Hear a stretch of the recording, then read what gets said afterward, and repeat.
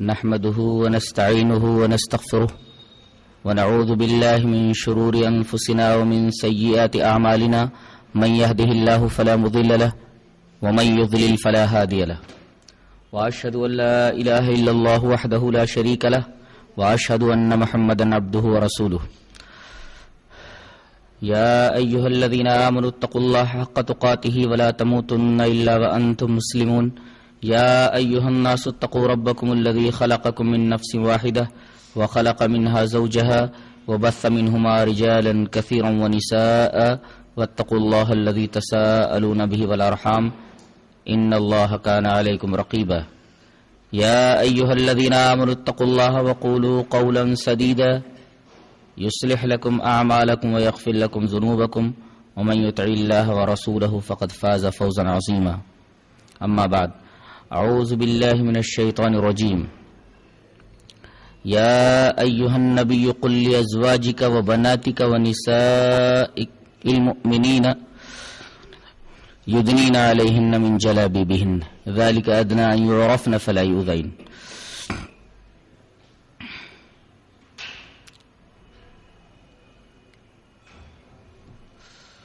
حضرات علماء کرام، محترم بزرگوں، نوجوان بھائیوں، پیارے بچوں، پردہ نشین ماں اور بہنوں،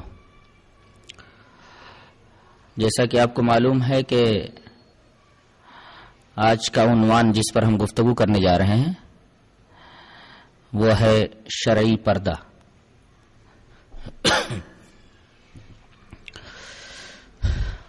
عورت قدرت کا ایک ایسا راز ہے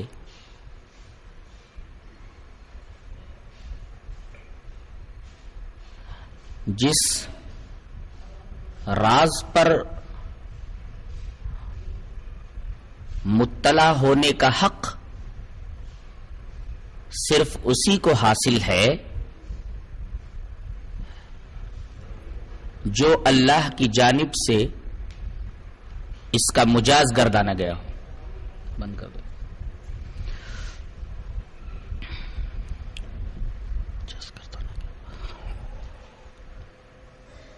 اور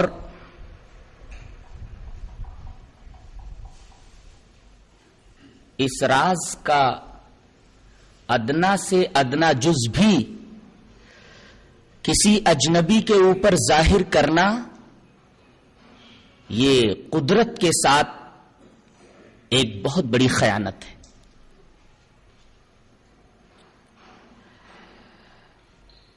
اللہ تبارک و تعالی نے جو شریعت ہمیں دی ہے، اس شریعت میں جتنے بھی احکام ہیں ان احکام کی کوئی نہ کوئی علت ضرور ہے. ہر حکم شرعی کے پیچھے کوئی نہ کوئی علت مخفی رہتی ہے. مثلا اللہ تعالی نے تصویر کو حرام قرار دیا ہے. اب تصویر کی ممانعت کے پیچھے حکم شرعی کیا ہے؟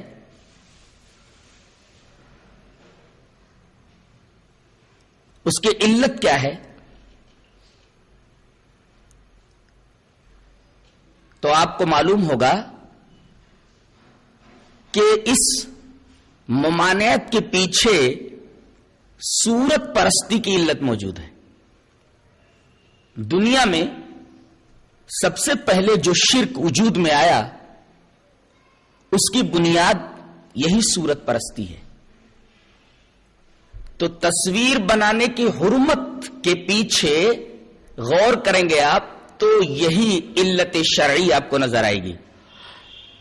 وہ علت شرعی ہے صورت پرستی، حقیقت بیزاری.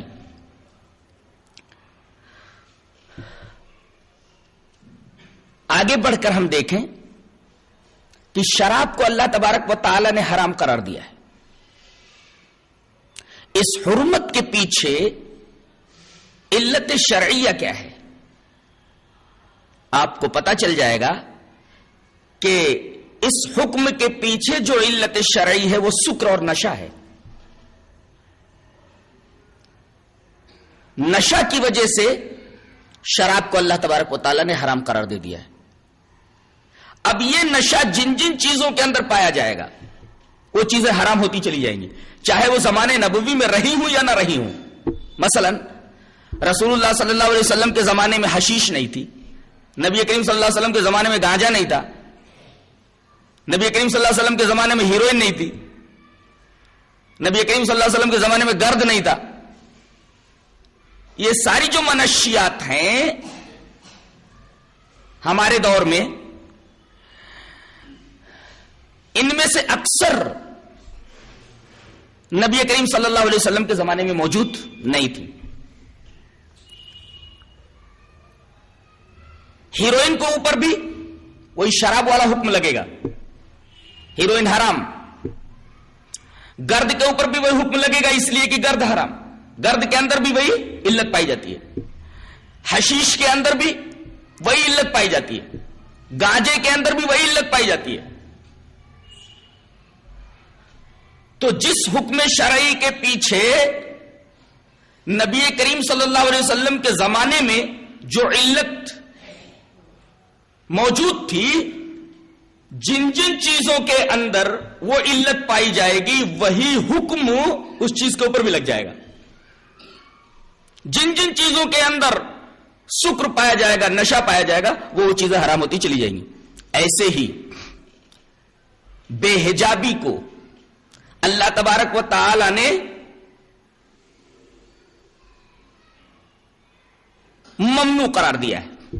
بے حجابی ممنوع ہے، بے حجابی حرام ہے، بے پردگی ناجائز ہے. اس حکم شرعی کے پیچھے علت کیا ہے غور کریں تو انسداد فحش ہے. چونکہ اللہ تبارک و تعالی لوگوں کو فحاشی سے روکنا چاہتا ہے، فحش سے روکنا چاہتا ہے، اسی وجہ سے اس نے بے پردگی اور بے حجابی کو حرام قرار دیا، ناجائز قرار دیا، ممنوع قرار دیا. اب جہاں جہاں یہ علت پائی جائے گی، جن جن چیزوں کے اندر فحش کی علت پائی جائے گی وہ چیزیں حرام ہوتی چلی جائیں گی.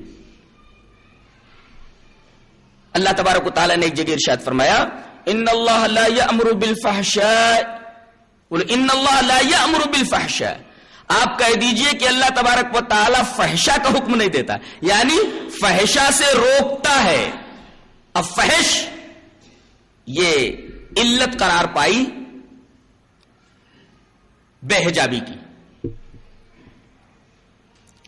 اور غور کریں تو آپ کو ایک بڑی عجیب بات نظر آئے گی کہ بے حجابی، بے پردگی یہ حیا کا اپوزٹ ہے. یعنی جہاں بے پردگی آئے گی وہاں حیا موجود نہ ہوگی، اور بے پردگی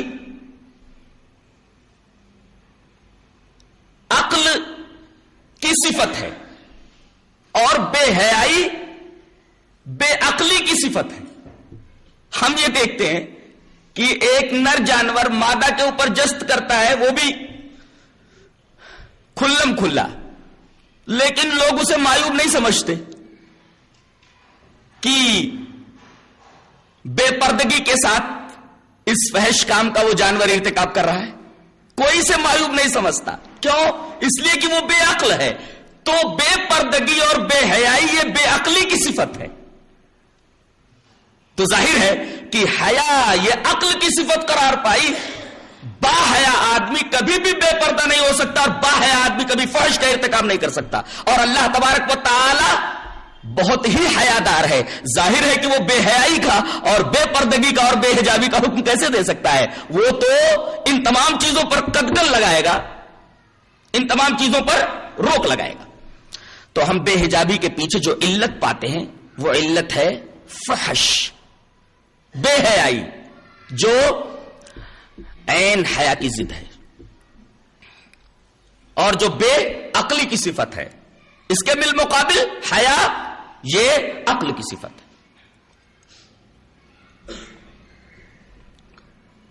کیا یہ حکم نہیں لگایا جا سکتا تمدن نو کے اوپر، تہذیب نو کے اوپر؟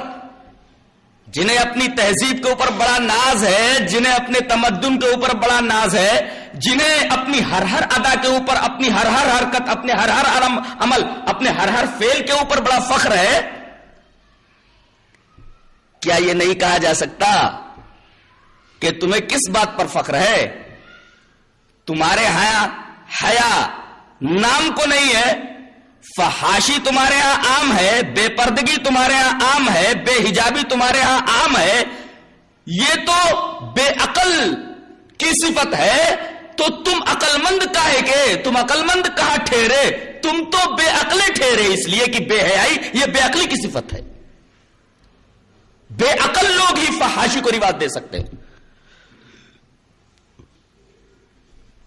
اور ایسا معاشرہ جو فحاشی کی ترویج کرے، فحاشی کی ہمت افزائی کرے، اللہ تبارک و تعالی نے اس کے بارے میں سورہ نور کے اندر وعید فرمائی ہے۔ وعید کیا سنائی گئی ہے؟ ان الذين يحبون ان تشيع الفاحشة في الذين آمنوا لهم عذاب أليم في الدنيا والآخرة۔ جو لوگ ایمان والوں کے معاشرے میں، ایمان والوں میں فحاشی کو پھیلاتے ہیں، ان کے لیے دنیا میں بھی دردناک عذاب ہے اور آخرت میں بھی دردناک عذاب ہے۔ ثابت یہ ہوا کہ بے حجابی اور بے پردگی اس کے علت فحش ہے، اس وجہ سے اللہ تبارک تعالیٰ نے بے حجابی کو ممنوع قرار دیا ہے۔ بعض لوگ یہ کہتے ہیں کہ عورت کا چہرہ، اس کا ہاتھ، اس کا پیر، ان تینوں کا پردہ نہیں ہے۔ سوال یہ ہے کہ یہی تینوں چیزیں تو زینت کا اصلی محل ہیں، فتنے کی اصل جگہیں تو یہی تینوں ہیں، اور غور کریں تو زینت کی جگہیں یہی تین ہیں۔ مثلا سر پورا کا پورا دیکھیے آپ، سر جہاں سے شروع ہوتا ہے اسے گردن بولتے۔ اب یہ گردن یہ زینت کا محل ہے، عورت یہاں ہار پہنتی ہے۔ ناک یہ زینت کی جگہ ہے، عورت یہاں نتھنی پہنتی ہے۔ کان زینت کی جگہ ہے جو سر ہی میں ہے، یہاں عورت بالیاں پہنتی ہے، اور پھر سر میں بھی پتہ نہیں کیا کیا پہنتی رہتی ہو۔ غرض ہے کہ پورا کا پورا چہرہ یہ محل زینت ہے۔ مفاسد کا بنیادی سبب، بنیادی محل یہی چہرہ ہے۔ اسی طرح آپ آگے بڑھیں، ہاتھ جس کو کہتے ہیں کہ یہ بھی کھلا رکھنا چاہیے، یہ بھی حجاب کے اندر نہیں ہونا چاہیے۔ آپ دیکھیں کہ عورتیں زینت کی چیزیں نہیں پہنتی ہیں، گھڑی یہاں پہنتی ہیں، چوڑیاں یہاں پہنتی ہیں، کنگن یہاں پہنتی ہیں، تو چہرے کے علاوہ دوسری زینت کی جگہ یہ ہاتھ ہے، تیسری زینت کی جگہ پیر ہے، اور اللہ تبارک و تعالیٰ نے تو باقاعدہ اس کا حوالہ دیا ہے، وَلَا يَضْرِبْنَ بِأَرْجُلِهِنَّ لِيُعْلَمَ مَا يُخْفِينَ مِنْ زِينَتِهِنَّ۔ یہ اپنے پیروں کو زمین پر پٹک کرنا چلے کہ ان سے زینت ظاہر ہو اور ان کے پازیب کی جھنکار لوگوں کے کانوں میں جا کر پڑے۔ تو جن تین چیزوں کو یہ کھلا رکھنے کی ترغیب دے رہے ہیں، کھلا رکھنے کا جواز نکال رہے ہیں، یہی تینوں چیزیں تو محل فتنہ ہے۔ مفاسد کی اصل جڑ اور مفاسد کی اصل بنیاد یہی تین چیزیں ہیں۔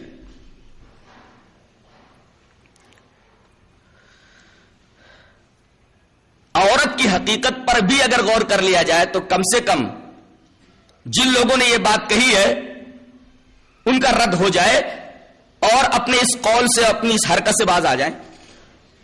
نبی کریم صلی اللہ علیہ وسلم کی ایک حدیث کو پیش نظر رکھیں، بات بہت زیادہ کھل جائے گی، واضح ہو جائے گی۔ روایت اس طرح ہے، وعن عبد اللہ رضی اللہ تعالی عنہ عن النبی صلی اللہ علیہ وسلم قال المرأة عورة فَإِذَا خَرَجَتْ اسْتَشْرَفَهَا الشَّيْطَانُ رواہ الترمذی فی کتاب الطلاق. حضرت امام ترمذی اس حدیث پاک کو کتاب الطلاق کے اندر لائیں. حضرت عبداللہ ابن مسعود رضی اللہ تعالیٰ عنہ فرماتے ہیں کہ نبی کریم صلی اللہ علیہ وسلم نے ارشاد فرمایا کہ عورت پورا کا پورا پردہ ہے، کھلی ہوئی ہے، عورت ننگی ہے. جنگ احزاب کے موقع پر منافقین جو ساتھ میں لڑنے کے لیے آئے تھے، انہوں نے بھاگنے کا جواز نکالا. بھاگنے کا جواز انہوں نے کیا نکالا؟ کہنے لگے ان بیوتنا عورہ. قرآن حکیم کہتا ہے وما یہ بھی عورہ، کہتے ہیں ہمارے گھر کھلے ہوئے ہیں، ہمارے گھروں پر کوئی نہیں ہے، ہمارے گھر غیر محفوظ ہیں. اس کا مطلب یہ ہوا کہ عورت پوری کی پوری غیر محفوظ ہے، عورت پوری کی پوری ننگی ہے، عورت پوری کی پوری کھلی ہوئی ہے. ظاہر ہے کہ عورت سر سے پیر تک جب کھلی ہوئی ہے تو سر سے پیر تک اس کا پردہ ہوگا. یہ تو لفظ عورت سے واضح ہے، اور حدیث پاک میں اس کو عورت کہا گیا ہے. عورت پوری کی پوری، المرأہ من عورت، یہ پوری کی پوری عورت عورت ہے. سر سے پیر تک ایک عورت کھلی ہوئی ہے. اب جب پوری کھلی ہوئی ہے تو اس کا پورا ڈھانکنا ضروری ہوگا، پورے سراپا کا حجاب ہوگا، تب جا کر کے یہ ڈھکے گی. بعض لوگوں نے ستر اور حجاب کے درمیان فرق نہیں کیا. اس فرق نہ کرنے کی وجہ سے یہ غلط فہمیاں پیدا ہو گئی ہیں. اگر ستر اور حجاب کے درمیان فرق کر لیتے تو معاملہ ملتبس نہ ہوتا، معاملہ گنجلک نہ ہوتا. ستر اور حجاب کے درمیان فرق کیا ہے؟ ستر مرد کا الگ ہے، عورت کا الگ ہے. عورت کا ستر چہرہ چھوڑ کر، ہاتھ چھوڑ کر، پیر چھوڑ کر، اور پیر میں کیا؟ پشتے پا، پیر کی پیٹھ. تو پیر کا اوپری حصہ یعنی پشتے پا ایک، ہاتھ دو، اور چہرہ تین. ان تین چیزوں کو چھوڑ کر کے عورت کا پورا بدن یہ ستر ہے. مرد کا ستر کہاں سے کہاں تک ہے؟ ناف سے لے کر گھٹنے تک. ناف سے لے کر گھٹنے تک یہ مرد کا ستر ہے. تو ستر کا حکم عورت کو بھی ہے اور مرد کو بھی ہے. عورت اپنا ستر کہیں ظاہر نہیں کر سکتی اور مرد اپنا ستر کہیں نہیں ظاہر کر سکتا. ناف سے لے کر گھٹنے تک ظاہر نہیں کر سکتا، اور عورت بھی ان تین جگہوں کے علاوہ پورے بدن میں سے کسی عضو کو کسی کے سامنے ظاہر نہیں کر سکتی. کسی کے سامنے سے میری مراد اجنبی، جیسا کہ ابھی میں بتاؤں گا. اور حجاب کہتے ہیں پورے بدن کو ڈھکنا. تو ستر الگ چیز ہے، حجاب الگ چیز ہے.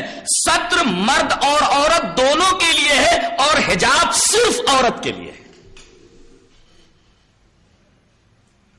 ستر کا ثبوت اس آیت کریمہ سے ملتا ہے. آئیے دیکھ لیتے ہیں.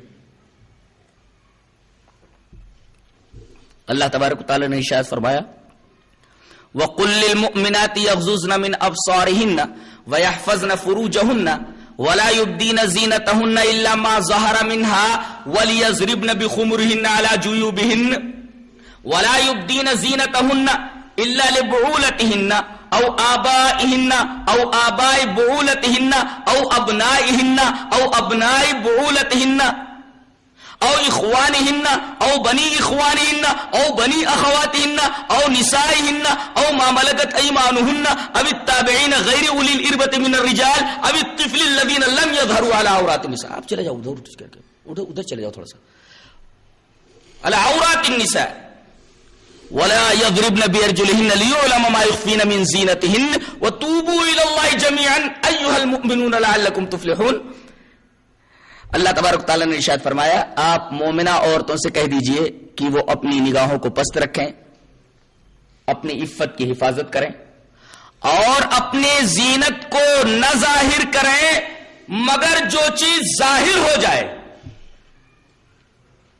ولا یبدین زینتہن کے بعد اللہ تبارک و تعالی نے اس سے ایک مجمل استثناء کیا ہے.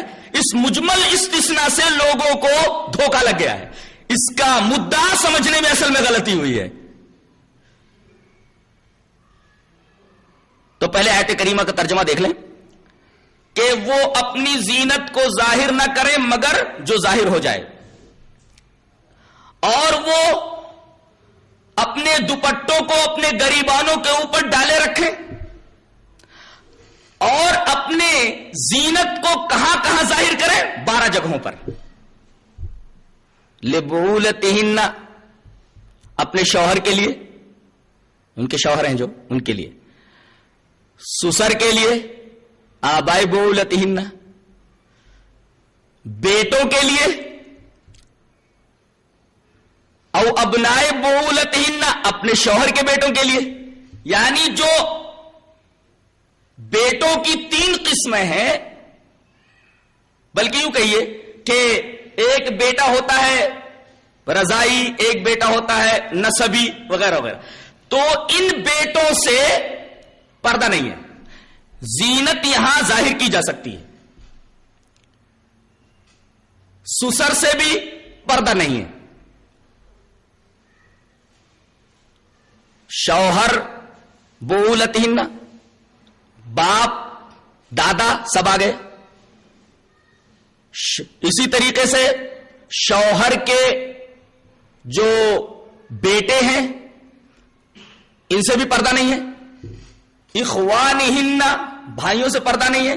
او بنی اخوانہن بھائیوں کے بیٹوں سے یعنی بھتیجوں سے پردہ نہیں ہے. او بنی اخواتہن بھانجوں سے پردہ نہیں ہے. او نسائہن عورتوں سے پردہ نہیں ہے. او ما ملکت ایمانہن نوکرانیوں سے پردہ نہیں ہے. اور اس طریقے سے وہ نوکر جن کو جنسی خواہش نہیں رہ گئی ہے، جس کو اس آیت کریمہ میں غیر اولی الاربا کہا گیا ہے، جن کے پاس جنسی خواہش ہے ہی نہیں، ایسے نوکر بوڑھے، ان کے سامنے بھی پردہ نہیں ہے. اور وہ بچے جو ابھی عورتوں کی پوشیدہ چیزوں سے واقف نہیں ہیں، ایسے بچوں سے بھی پردہ نہیں ہے. آپ گنیں گے تو اس آیت کریمہ میں 12 اشخاص ایسے ہیں. اب 12 اشخاص بنیادی طور پر ہیں، تفصیل کریں گے تو اور آگے تک معاملہ بڑھتا چلا جائے گا. بنیادی طور پر 12 قسمیں بیان کر دی گئی ہیں. ان کے سامنے زینت کو ظاہر کیا جا سکتا ہے. ان کے علاوہ کسی اور کے سامنے زینت کو ظاہر کرنا جائز نہیں ہے. زینت کیا ہے؟ وہی 3 چیزیں جو سطر میں ہیں. نماز میں عورت اس کو ظاہر کر سکتی ہے، چہرہ، ہاتھ اور اسی طریقے سے پیر، یہ ان کے سامنے ظاہر کیا جا سکتا ہے.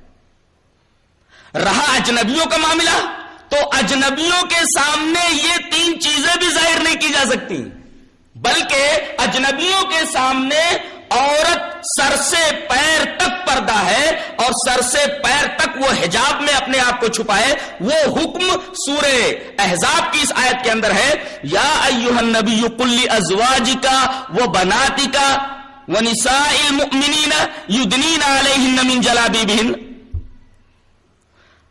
اے نبی آپ اپنی بیویوں سے کہہ دیجئے، اپنی بیٹیوں سے کہہ دیجئے، اور اسی طریقے سے مسلمانوں کی عورتوں سے کہہ دیجئے کہ وہ لوگ جب باہر نکلیں تو اجنبی انہیں دیکھ نہ پائیں، اس لیے وہ اپنے چادروں کے پلو اپنے اوپر لٹکا لیں. یہاں یدنین علیہن، علی استعلا کے لیے آ جاتا ہے. لفظ اعلی ہی بتلا رہا ہے کہ عورت کا پردہ سر سے پیر تک ہے, تبھی تو لفظ اعلی لایا گیا جو استعلا کے لیے ہے. اور دوسرے یہاں ایک لفظ خاص طور سے استعمال کیا گیا ہے, جلباب.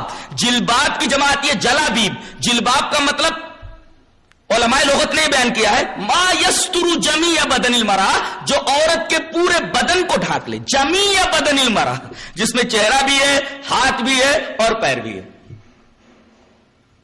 تو حجاب سر سے پیر تک ہے. ستر تین چیزوں کے علاوہ پورا بدن ہے. یہ تین جگہیں جو محرم ہے ان کے اوپر ظاہر کر سکتی ہے اور نماز کے اندر ظاہر کر سکتی ہے. بقیہ اجنبیوں کے لیے اس کا پورا سراپا سر سے پیر تک وہ عورت ہے, سر سے پیر تک ننگی ہے. اسے ان تمام سے اپنے آپ کو چھپانا چاہیے.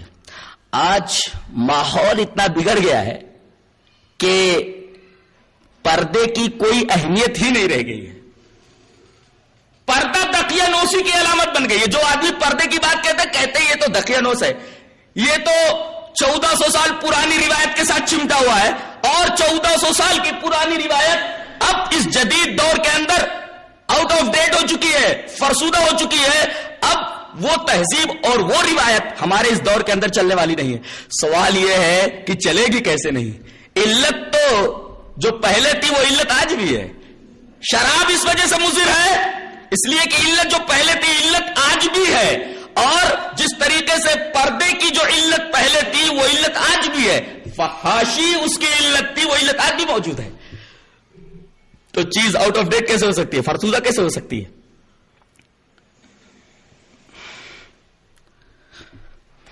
نہ ددیحالی رشتوں سے کوئی پردہ ہے, نہ نہالی رشتوں سے بھی کوئی پردہ نہیں ہے, اور مشترکہ رہائش کے اندر تو یہ چیز بالکل مفقود ہو کر کے رہ گئی ہے. بہنوئیوں سے اگر پردہ کرے عورت تو لوگ اسے بہت مایوس سمجھتے ہیں.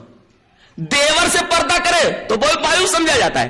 جیٹھ سے پردہ کرے تو بہت مایوس سمجھا جاتا ہے.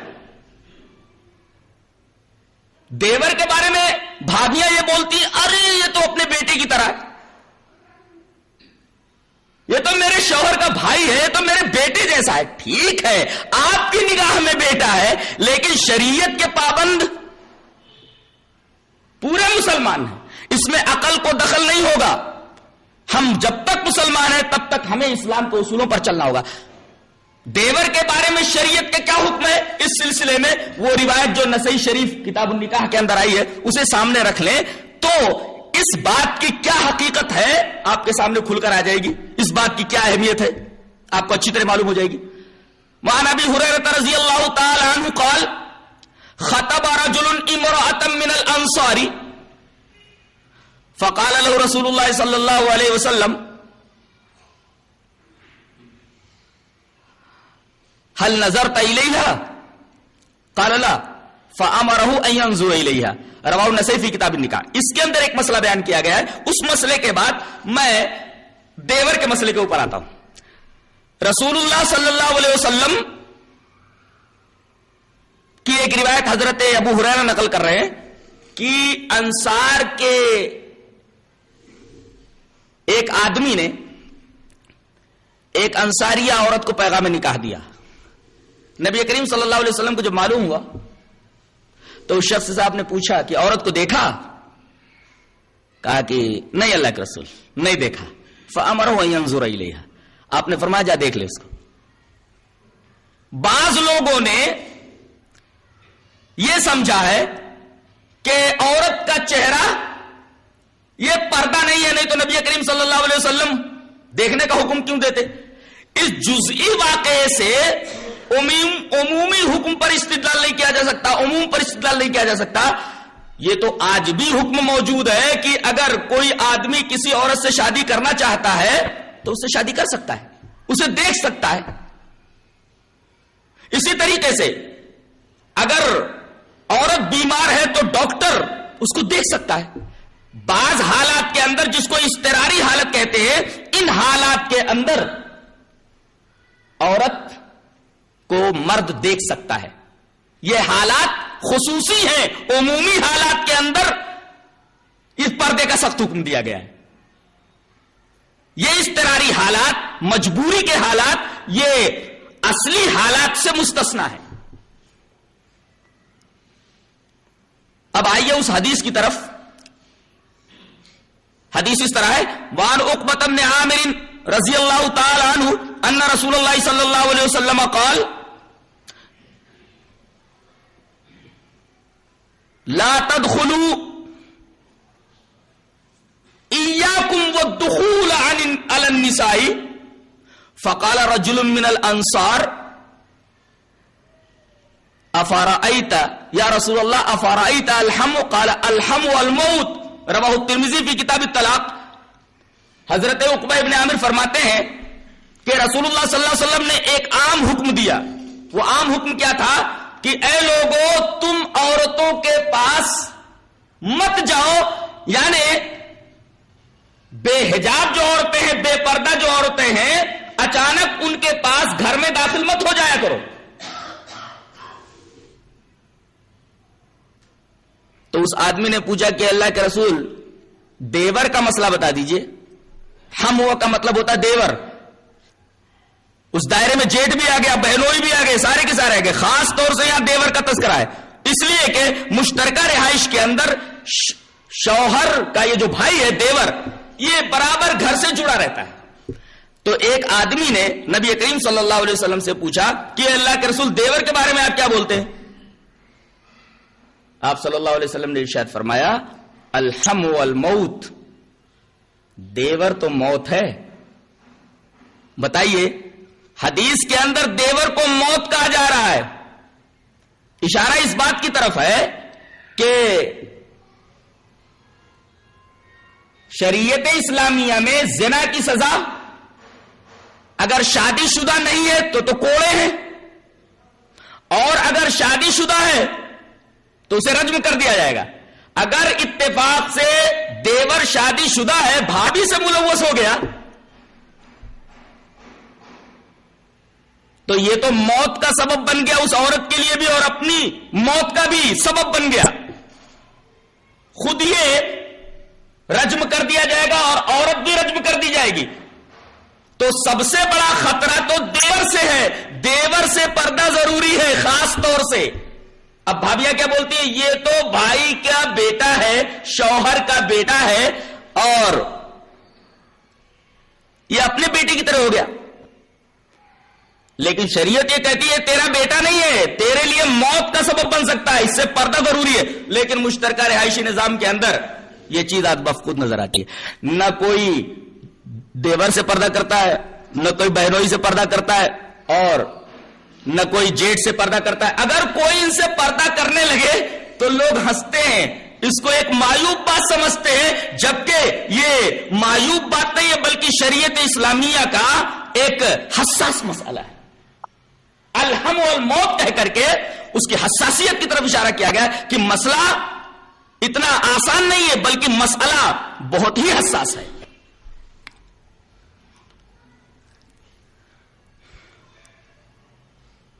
عام طور پر یہ دیکھا جاتا ہے لوگ پھوپھا سے پردہ معیوب سمجھتے ہیں. اگر کوئی عورت اپنے پھوپھا سے پردہ کرنے لگی تو لوگ ہنستے ہیں. اب یہ بتائیے پھوپھا، اس عورت سے اس کی شادی ہو سکتی ہے کہ نہیں؟ ہو سکتی ہے. لہذا پھوپھا بھی یہ اجنبی ہے، غیر محرم ہے، لہذا پھوپھا سے بھی پردہ کیا جائے گا. اسی طریقے سے لڑکی خالو سے بھی پردہ کرے گی، اس لیے کہ اس کی بہن جب ایک شخص کے نکاح میں ہے تو جب تک اس کی بہن اس کے نکاح میں ہے تب تک تو اس سے شادی نہیں کر سکتا. لیکن اتفاق سے اگر اس کی بہن مر جائے تو سالی سے نکاح کر سکتا ہے کہ نہیں؟ تو سالی جو خالو سمجھ کر کے پردہ نہیں کر رہی تھی، اس کے لیے تو ہمیشہ کے لیے حرام نہیں ہے. اس کے لیے تو ہمیشہ کے لیے حرام نہیں، بلکہ وہ ایک علت آ گئی تھی جس کی وجہ سے وہ حرمت تھی. وہ علت جب زائل ہوگی تو اس کے لیے حلال ہو جائے گی. لہذا خالو سے بھی پردہ ضروری ہے، خالو سے پردہ ضروری، اسی طریقے سے پھوپھا سے بھی پردہ ضروری ہے. عام طور پر یہ دیکھا جاتا ہے بعض لڑکے ہوتے ہیں خالہ کی لڑکیوں سے بھی پردہ ہے کہ نہیں ہے, بھائی کی لڑکیوں سے بھی پردہ ہے, کسی بھائی کی لڑکیوں سے شادی ہو سکتی ہے, اس کے لیے حرام نہیں ہے, شادی ہو سکتی ہے, خالہ کی لڑکیوں سے بھی شادی ہو سکتی ہے. عام طور پر یہ دیکھا جاتا ہے کہ بھائی کی لڑکیوں سے بھی کوئی پردہ نہیں رہتا ہے, جبکہ پردہ یہاں بھی ضروری ہے. خالہ کی لڑکیوں کے ساتھ بھی پردہ ضروری ہے, وہاں بھی پردہ نہیں ہے. اور حقیقی خالہوں کو تو چھوڑو, یہاں تو بچوں نے عادت بنا لی ہے, کسی کو بھی راستہ چلتے کسی بھی گھر کی عورت کو خالہ بنا لیتے ہیں. 2-4 دفعہ خالہ بولے, اس کے بعد 5ویں مرتبہ جب اس گھر سے گزرے, او خالہ کیا حال ہے, اس کے بعد بغیر کچھ کہے ہوئے سیدھے گھر میں گھس جاتے ہیں. مسئلہ خالہ کا حال دریافت کرنا نہیں ہے, مسئلہ کچھ اور ہے, اپنا مسئلہ حل کرنے کی کوشش میں ہے. وہ خالہ کی طبیعت اور خالہ کی حالت سے اس کو کوئی دلچسپی نہیں. تو حقیقی خالہ تو چھوڑو, یہاں جو نقلی خالائیں ہیں ان کے گھروں میں لوگ گھس جاتے ہیں اور گھر والے کوئی برا نہیں مانتے, اسے کوئی معیوب بات نہیں سمجھتے. اس طرح بے پردگی عام ہو چکی ہے. بظاہر ہم یہ دیکھتے ہیں کہ اسلامی معاشرے کے اندر نقاب پہننے کا رواج موجود ہے, لڑکیاں عام طور پر حجاب کے ساتھ باہر نکلتی ہیں, نقاب کے ساتھ باہر نکلتی ہیں, لیکن اندرونی جو زندگی ہے وہ بہت ہی بری ہے. وہ لوگ جو معاشرے کی نفسیات کے اوپر گہری نگاہ رکھتے ہیں, ان کے اوپر یہ حقیقت بالکل واضح ہے کہ بظاہر ہمارا معاشرہ ایسا لگتا ہے کہ پردے کا اہتمام ان کے گھروں میں ہے, لیکن حقیقت میں اس پردے کے اہتمام سے کوئی فائدہ نہیں ہے, اس لیے کہ جن لوگوں کا داخلہ گھروں میں ممنوع ہے ایسے لوگ گھروں میں آتے جاتے ہیں اور گھر کی عورتیں ان سے کوئی پردہ نہیں کرتی. حالانکہ اس سلسلے میں کتنا حساس ہے ہمارا دین, کتنی حساس ہے ہماری شریعت کہ امکان تھا کہ نگاہ خیانت کرے تو چہرے کا پردہ کر دیا گیا, امکان تھا کہ کان خیانت کرے, اللہ تبارک و تعالی نے عورت کے پازیب کی جھنکار کو پردہ بنا دیا. اللہ اکبر. اور امکان تھا کہ ناک خیانت کرے تو حکم دے دیا گیا کہ کوئی عورت خوشبو لگا کر باہر نہ نکلے. اور پورا سراپا جب مظن فحش بن گیا تو اللہ تبارک و تعالی نے فرمایا وقرن فی بیوتکن ولا تبرجن تبرج الجاہلیۃ الاولی. ایک بڑا بہترین نکتہ ذہن میں آیا کہ یورپ اپنے آپ کو بہت علم والا سمجھتا ہے, تہذیب والا سمجھتا ہے, تمدن والا سمجھتا ہے. قرآن حکیم کہتا ہے تمہارے ہاں تو بروج موجود ہے, تبرج موجود ہے, ولا تبرجن تبرج الجاہلیۃ الاولی, تمہارے ہاں تبرج موجود ہے. تبرج کیسا؟ عورتوں کا تبرج. تبرج کی حقیقت کیا ہے؟ پورا سج دھج کر کے, لپسٹک لگا کر کے, غازہ پوت کر کے, بالوں کو ایک خاص سٹائل دے کر کے, ایک خاص لباس پہن کر کے, وہ لباس بھی کیسا, نہ پتا چلتا ہے کہ یہ لڑکی ہے نہ پتا چلتا ہے کہ یہ لڑکا ہے. جسم کے جو کنٹرولز ہیں, جسم کے جو نشیب و فراز ہیں, یہ بالکل ظاہر ہو جاتے ہیں. اس کو تبرج کہتے ہیں. بروج کا مطلب ابھرا ہوا. قلعے کے اوپر جو برجیاں ہوتی تھی وہ بالکل ظاہر ہوتی تھی. اسی لفظ کو قرآن حکیم نے استعمال کیا ہے کہ تمہاری پوری کی پوری بے حیائی ظاہر ہو چکی ہے. ہر ایک آدمی اپنی نگاہیں تم سے سینک سکتا ہے. یہ بے حیائی یہ علم نہیں ہے, یہ بہت بڑا جہل ہے. اور تم عالم نہیں, تمہارا دور عالمانہ دور نہیں بلکہ جاہلیت کا دور ہے. قرآن حکیم نے اسے ترقی اور روشنی کا دور نہیں کہا بلکہ جاہلی دور فرمایا ہے. ولا تبرجن تبرج الجاہلیۃ الاولی. اگر کسی معاشرے کے اندر, کسی سوسائٹی کے اندر, کسی ملک کے اندر فحاشی پھیل جائے, عریانیت پھیل جائے, بے پردگی پھیل جائے, بے حیائی پھیل جائے, بے حیائی پھیل جائے, تو ایسے معاشرے کو قرآن حکیم کہتا ہے یہ جانوروں کا, یہ جو ہے بے عقلوں کا معاشرہ ہے, اور یہ پڑھے لکھے لوگوں کا معاشرہ نہیں ہے بلکہ یہ تو عین جاہلیت ہے, یہ تو جاہلوں کا معاشرہ ہے. وَلَا تَبَرَّجْنَ تَبَرُّجَ الْجَاهِلِيَّةِ الْأُولَىٰ. تمہارا دور یہ ترقی کا دور نہیں, روشنی کا دور نہیں, یہ جاہلیت کا دور ہے. کتنی بڑی حقیقت آشکارا کی گئی ہے. آج اختلاط مرد و زن کو بھی کوئی اہمیت نہیں دی جاتی، حالانکہ اس کے مفاسد بہت دور رس ہیں، بڑے خطرناک ہیں. عام طور پر ہم دیکھتے ہیں کہ مدارس کے اندر اور اسی طریقے سے کالجز کے اندر، یونیورسٹیز کے اندر مخلوط تعلیم کا رواج ہے. اس مخلوط تعلیم کی وجہ سے معاشرے کے اوپر کتنا برا اثر پڑتا ہے کسی بھی اہل بصیرت پر مخفی نہیں ہے. اسی وجہ سے نبی کریم صلی اللہ علیہ وسلم نے ایک مرتبہ اختلاط مرد و زن کو ناپسند فرما کر کے عورتوں کو تاکید کی. حدیث دیکھیں، حدیث طرح ہے. وعن حمزة بن ابي اسيد الانصاري عن ابيه انه سمع رسول الله صلى الله عليه وسلم قال وهو خارج من المسجد فاختلط الرجال مع النساء فقال رسول الله صلى الله عليه وسلم للنساء استخرن فانه ليس لكن ان تحققن الطريق عليكن بحافات الطريق فكانت المرأة تلتصق بالجدار حتى ان ثوبها لا يتعلق بالجدار من لصوقها به رواہ ابو داؤد فی کتاب الادب. حضرت امام ابی داؤد اس حدیث پاک کو کتاب الادب میں لائے ہیں. حضرت حمزہ ابن اسید انصاری اپنے باپ سے روایت کرتے وہ کہتے کیوں نے جناب محمد رسول اللہ صلی اللہ علیہ وسلم کو یہ فرماتے سنا. کب؟ جب آپ مسجد سے نکل رہے تھے.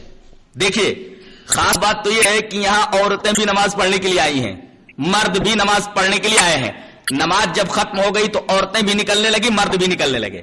پاک جگہ سے نکل رہے ہیں، پاک نیتوں کے ساتھ نکل رہے ہیں اور ایک پاک معاشرے کا تذکرہ ہو رہا ہے.